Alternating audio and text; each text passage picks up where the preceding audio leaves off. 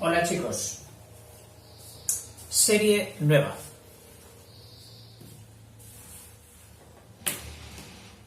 Seguramente que mi pasión por el polifacetismo y por lo multidisciplinar me lleva a empezar series nuevas en las que luego avanzo más, avanzo menos. Si en algunas no he avanzado lo suficiente, os pido disculpas. Tengo propósitos de hacerlo algún día. Pero esta en concreto es Historia del Arte y de la Cultura, el 1. He recuperado un libro de mi adolescencia, creo que tenía yo 14 años, en el antiguo quinto de bachillerato.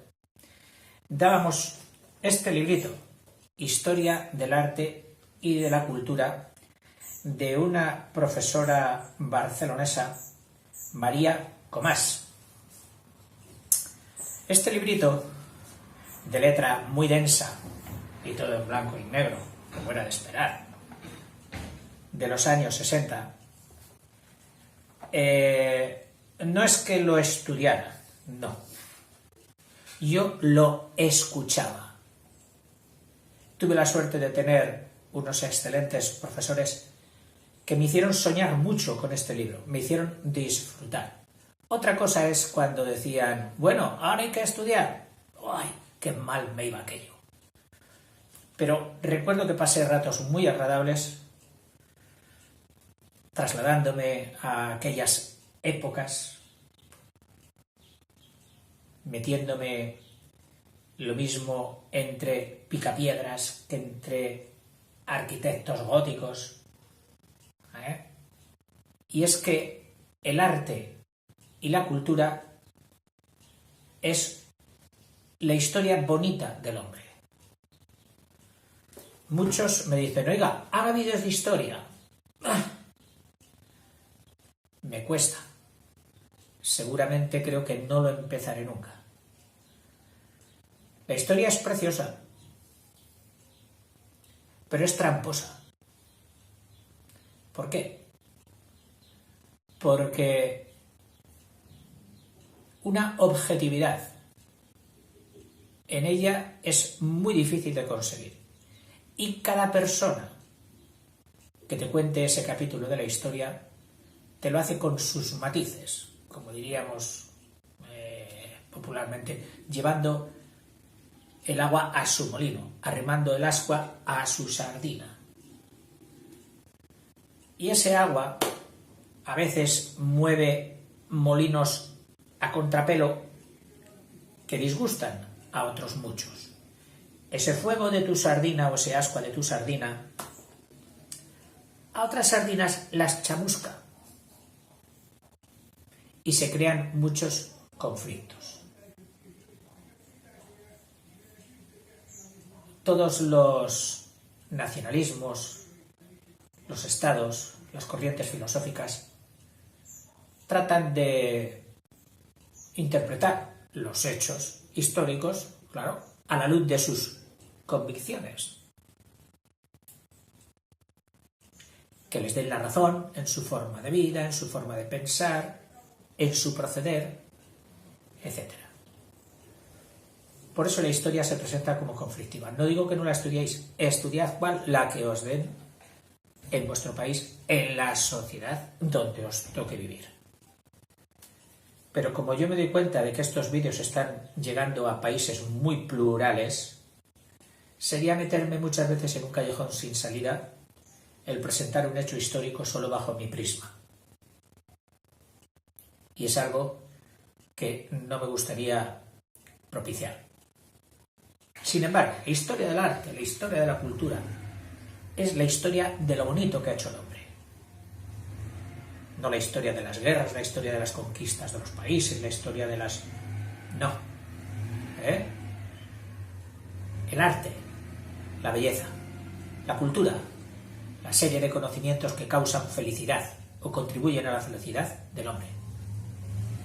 Definiciones muy someras y de andar por casa, pero que a mí me convence. Muy bien, en este libro recordaba estos 3 preciosos ciervos. Seguro que cuando de chico yo los vi y leí quizás que ponía debajo siluetas de ciervos de las pinturas rupestres de Calapatá, Teruel.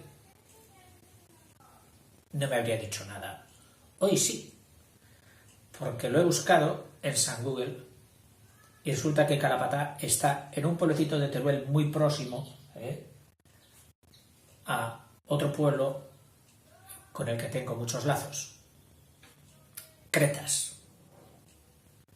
El barranco o el arroyo que discurre por el pueblo es el Calapatá.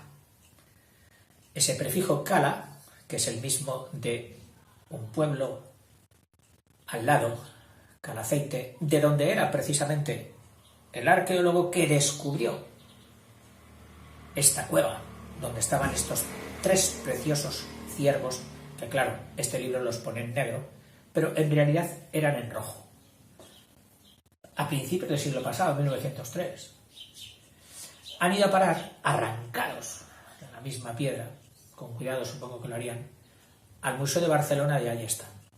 Hoy eran otros tiempos, otra manera de ver. Hoy cuando sale una cosa de estas,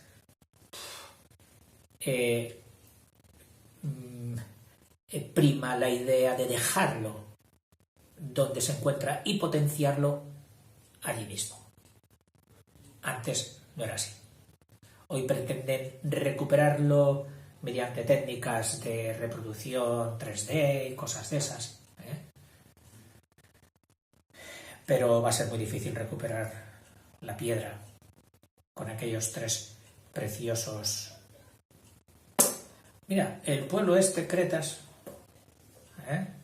del mismísimo arzobispo cardenal de Barcelona, que en vez de tener un apellido católico, tiene un apellido de lo más musulmán, porque se apellida Omeya, como nuestros grandes califas españoles de la época arábiga y musulmana. En fin, uno de los riesgos es esto, que me enrolle. Ya sé que va a ocurrir. Me hago, para cada vídeo, un esquema que repasaré al final para ver si me he dejado algo. Si me he extendido, si me he esparcido, si me he desparramado. Siempre al menos quedará el pozo de lo que quería hacer. Y la lectura del libro, que es la que me atará. Y me dirán, ven aquí, deja tu imaginación. En fin, te leo. Dice, el despertar de la humanidad. Primeras culturas a través de su arte y de sus industrias. Por supuesto, cuando aquí lees la palabra industria no pienses en fábricas con chimeneas. Industrias son todos los productos de la mano del hombre, aunque fuera sola una piedra tallada para arrancar la carne de aquel animal, porque los dientes ya no los tenía, aquel homínido ya no los tenía muy fuertes, y buscaba una ayuda de una piedra cortante. Prehistoria. ¿Qué es la prehistoria? Prehistoria. Hay un paso clave entre la prehistoria y la historia. Dice, es una ciencia moderna que estudia la vida del hombre primitivo en todos sus aspectos y en las distintas regiones del globo, desde la aparición de sus más antiguos restos e industrias, cosas que él hizo, hasta que tenemos noticias escritas, es decir, dónde acaba la prehistoria y empieza la historia, la prehistoria, cuándo acaba y cuándo empieza la historia, en el momento en que aparece la pluma, el lápiz, la escritura. Cuando aparece la escritura, ahí podemos decir acaba la prehistoria y empieza la historia. Dice, hasta que tenemos noticias escritas que nos informan acerca de sus actos y sus pensamientos. División de la prehistoria. Pero, antes de empezar con la prehistoria, que ya es el terreno del hombre, me gustaría hacer el marco no histórico, evidentemente, que es lo que se hace cuando estudias literatura, estudias un autor, el marco histórico. Este señor nació en tiempos del rey tal. Muy bien, claro. Ahora no podemos hacer lo mismo. Entonces, ¿qué marco le vamos a poner a esto? Pues vamos a ponerle el marco geológico de la Tierra. Desde que la Tierra nació, desde que la Tierra empezó a existir como Tierra. Calculan que desde los 13.000 millones de años, creo que eran, de la gran explosión del Big Bang, cuando ya habían pasado muchos años y ya solo quedaban unos 4.500 millones, 4.500 millones de años para nuestros días, la Tierra se independizó. ¿De quién? Presuntamente de su padre astro, del Sol. Lo mismo que más adelante de la Tierra se desgajaría o se desprendería la Luna. Hay otras teorías, pero bueno, esta parece la más aplicable. Yo os animo en que en todo estéis continuamente con el Google al lado, ampliando, contrastando todo lo que oigáis. Es maravilloso poder tener en un trocito así que llamamos móvil, o una pantallita un poquito más grande, tantos y tantos conocimientos. Increíble. Eso sí que ha sido un avance cultural impresionante, quizás nunca soñado por el hombre. Pues el marco o el contexto geológico, desde los 4.500 años que se supone, perdón, 4.500 millones, 4.500 millones de años que nace la Tierra, hay una primera fase que se llama la cámbrica o el cámbrico, del que nace la Tierra. Ese periodo le llaman el periodo cámbrico, que sigue en la denominación una pauta que vamos a ver muy extendida en estas primeras fases de historia del arte y de la cultura, y es que los investigadores, paleólogos, arqueólogos, antropólogos, un montón de asignaturas y de materias alrededor del arte, de la cultura y del hombre, y de la aparición del hombre, y de los animales, y de la vida en la tierra, etc., denominaban o han denominado ese periodo por el nombre del pueblo, de la región, de la comarca, donde encontraron los primeros hallazgos de ese momento histórico, de ese momento de la Tierra. Y aquí hace alusión a Cambri, que era Gales. Y es que algún inglés observó allí y dedujo estas primeras fases de la Tierra en el país de Gales. Y de ahí viene Cámbrico, claro. A todo esto, pues luego empiezan a estudiar, se va ampliando, abren el abanico y dicen, oye, aquí habría que hacer una subdivisión. Vale, pues hagamos otra anterior que sería el precámbrico. Bueno, este sería el gran periodo.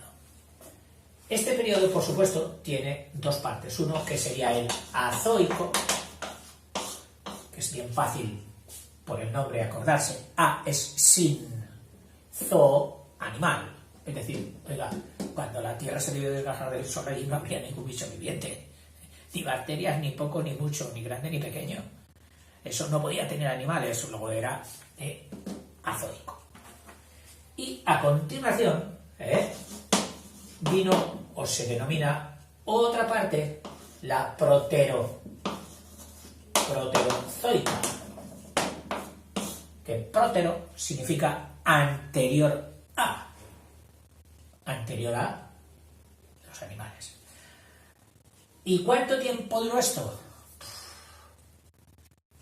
Una barbaridad. Mira, todas las eras geológicas, desde que la Tierra apareció, ¿cuándo? El Cámbrico, pues sería, por ejemplo, hasta aquí.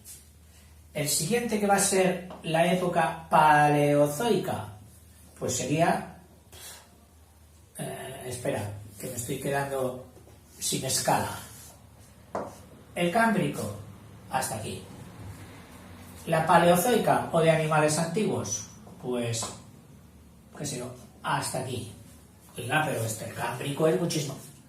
Millones y millones de años la Tierra ahí reposadita, enfriándose, creando atmósferas de metano, de hidrógeno, el agua, los mares, los movimientos orogénicos, volcanes por todos los sitios, lava. Impresionante. Ese sería el periodo Cámbrico. La paleozoica sería esta. Luego la mesozoica, menos. Y luego ya entra la cenozoica, que ahora te lo explicaré, todavía menos. Oiga, ¿y dónde estamos nosotros? Pues todavía no hemos venido. Nosotros estaríamos en una parte de esta de la cenozoica, que luego te lo voy a poner con otro esquema, en el final del Cuaternario, que es el que vamos a estudiar porque ahí ya aparece el homo, el hombre, el homínido. Y, oiga, ¿y entonces nosotros cuánto tiempo estamos? No, es que mira, este último granito de tiza que se ha quedado aquí, ese es nuestro tiempo. O sea que, de todo el tiempo que lleva la Tierra existiendo, ¿cuánto tiempo nosotros llevamos encima de ella? Nada, este granito de tiza, pues sí que somos poca cosa, si no pintamos apenas nada. ¿Qué le hemos importado a la Tierra? Pues hasta ahora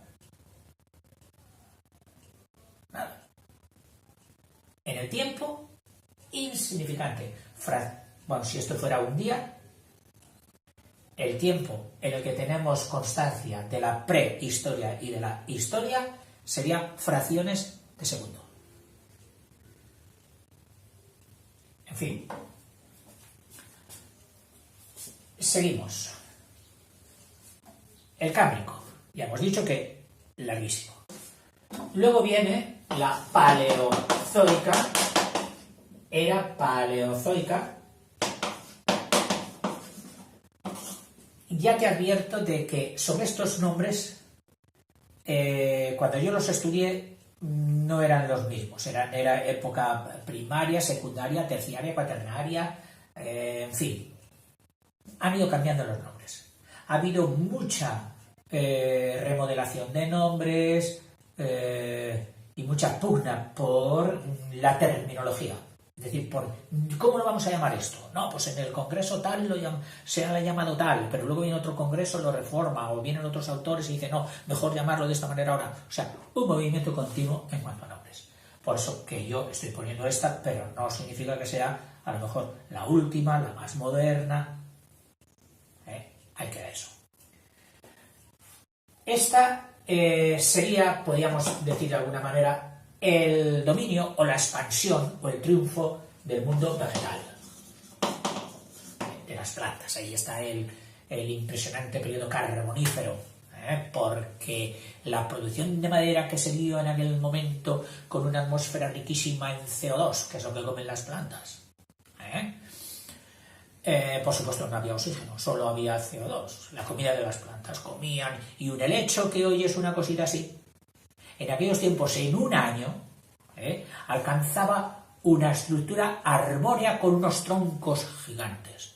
Todo aquello luego arrastrado por unas tormentas inmensas de precipitación de la atmósfera densísima, unas escorrentías que arrasaban montañas, valles y creaban unos sedimentos, unos depósitos de materiales que luego iban a parar a otras profundidades sepultados por los siguientes depósitos, y con el peso y la presión de todo lo que iba cayendo encima, aquello se compactó hasta formar piedra. Luego vinieron otros movimientos orogénicos, es decir, que engendran montañas, oros es montaña, y volvieron a salir aquellos sedimentos que habían estado hacía millones de años encima, transformados abajo, las rocas metamórficas se habían metamorfoseado, se habían cambiado, volvieron a salir y se presentaban entonces como páginas de un libro de las distintas riadas que había habido. En fin, bueno, impresionante. La geología, la historia de la Tierra, maravillosa. Ese sería, ahí está el periodo carbonífero y otros periodos. Luego está la mesozoica.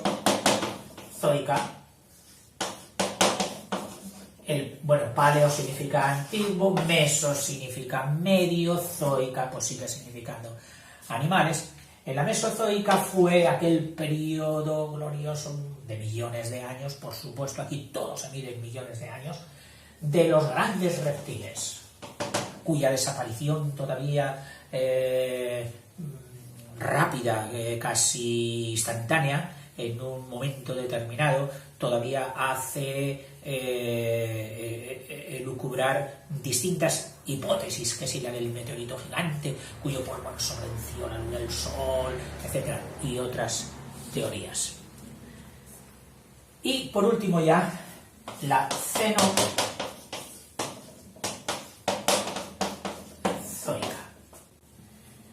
La cenozoica,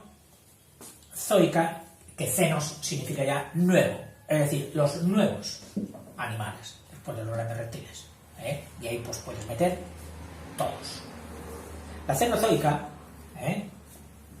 la dividen en dos partes, lógicamente, el paleógeno, es decir, generación de lo antiguo, y el neógeno, generación de lo nuevo, de lo neo. Y este paleógeno y neógeno, ambos, están también clasificados por unos periodos que, aunque solo sea nombrártelos porque luego en los libros, en las películas y en todo esto, lo vas a oír. El paleoceno, paleoceno, el eoceno, el oligoceno, el mioceno y el plioceno. Qué útiles son aquí los prefijos latinos y griegos. Los prefijos y los sufijos. El ceno ya hemos dicho que significa nuevo. Es decir, van apareciendo cosas nuevas, pero claro, las que primero aparezcan, las van a llamar lo antiguo, paleo, de lo nuevo. Es decir, de los animales nuevos, los más antiguos, los paleo. El eoceno es una palabra que parece sacada de la poesía, porque eo significa amanecer, el alba. ¡Oh, qué bonito! Lo luminoso, nuevo, y amanecer nuevo.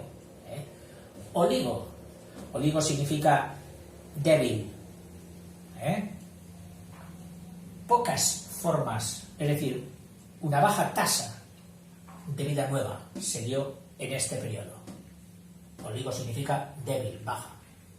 Oligofrénico, con nervios de poco vigor.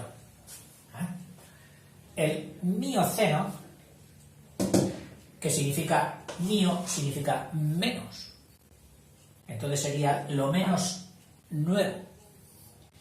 Y por último, el Plioceno, que Ceno es nuevo, pero Plio es un superlativo, es decir, lo más nuevo, lo novísimo. En fin, se van sucediendo unas a otras.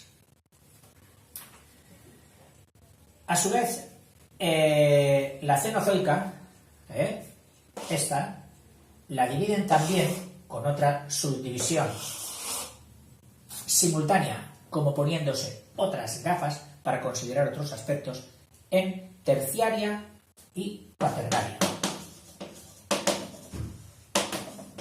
Dentro de la Cenozoica, terciario y cuaternario. En el cuaternario, la terciaria, prácticamente sería esta división, y la cuaternaria estaría dividida en el Pleistoceno, que significa lo más reciente, parecido a Plio o Plei, sería lo mismo, y lo Holoceno. Holo significa total, es decir, lo nuevo total, al completo. En el Pleistoceno se dieron las glaciaciones. Sí, glass es hielo. Glaciaciones. Que merece la pena que las hablamos por aquí, una pantallita aparte a estas glaciaciones, porque fueron la época que marcaron la evolución del hombre, es decir, la aparición del hombre y su evolución. Fueron 4 glaciaciones: primera, segunda, tercera y cuarta. Periodos en que todo el continente euroasiático de la mitad norte se quedaba sumergido en hielos, pero hielos a lo mejor de 100 metros de espesor, que incluso causaban el descenso del nivel del mar. Es decir, el agua del mar, evaporado en su ciclo, se quedaba en tierra, no retornaba al mar, y el mar sufría un descenso. A estas glaciaciones les ponen un periodo preglacial. Entre periodo glacial y periodo glacial hay otro interglacial. Es decir, 4 glaciaciones, 3 periodos interglaciales, en que la Tierra se elevaba de temperatura, etcétera, etcétera. Este hielo no solo estaba limitado a esas zonas nórdicas, sino también a las zonas elevadas de las tierras del sur. Por ejemplo, los Alpes, pues hay las masas de hielo impresionantes, con ríos, esos ríos de hielo, que también se llaman glaciares. Todo esto, visto ya con las gafas del hombre, que ya estaba pululando por ahí, es lo que podemos llamar el Paleolítico. Paleolítico. Paleo, otra vez, lo más antiguo. Litos, piedra. Y es que lo que nos ha llegado a nuestros días, de aquellos primeros padres nuestros, por supuesto, han sido lo que hicieron en piedra. Todo lo que hicieron en otras cosas se habría hecho a perder. Lo que hicieron en madera, lo que hicieron en tal, se ha hecho a perder. Pero lo que hicieron en piedra, eso no se ha quedado. Residuos líticos que luego veremos. A partir de la cuarta glaciación, a partir de ahí, el hombre experimenta un crecimiento de inteligencia y empieza a hacer cosas de mayor complejidad. También con piedra, Es decir, también va a ser lítico. Pero eso ya va a ser el meso o medio mesolítico y, como puedes imaginar perfectamente, a continuación ya, pero ya no en la época de las glaciaciones del Cenozoico, sino la época siguiente, que ya se llama actualidad geológica, es decir, la que sucede a la Cenozoica, es la actualidad geológica.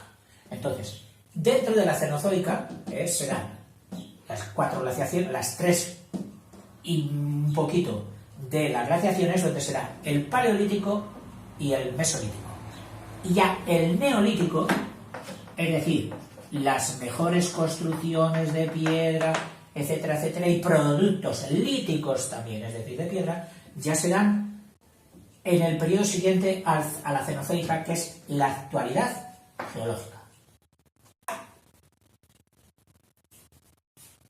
Esto como marco geológico para lo que nos espera de la historia y de la prehistoria. Espero que te haya, si no gustado, te pido que tengas un poco de paciencia. Vendrán otras cosas más bonitas. Hasta luego.